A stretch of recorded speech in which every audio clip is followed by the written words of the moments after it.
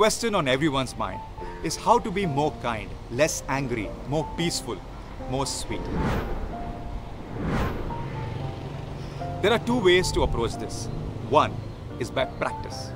Practicing being kind, being sensitive to others, having gratitude for all the things we have in our life, controlling our anger, etc.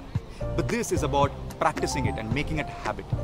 Yes, it will definitely work to a certain extent, but since it's a surface approach, it won't take you all the way. There is another approach, which is a far more deeper one.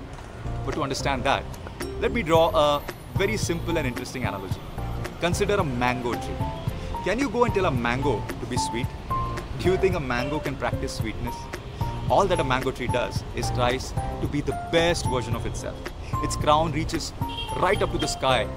The branches extend out towards the sun for light. The roots go as deep as they can in the soil to get water, nutrients and anchorage. Eventually, the mango tree becomes strong and robust and reaches its full potential. The mango that now comes is sweet, but it's a natural outcome. Similarly, the second approach is a more deeper one, the yogic one. All we focus on is making our bodies robust and strong.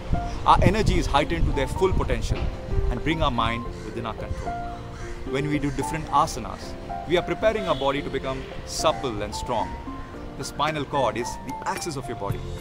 Did you know that with a properly aligned axis, the way you experience life itself changes? The asanas help you get an aligned spine and a robust body.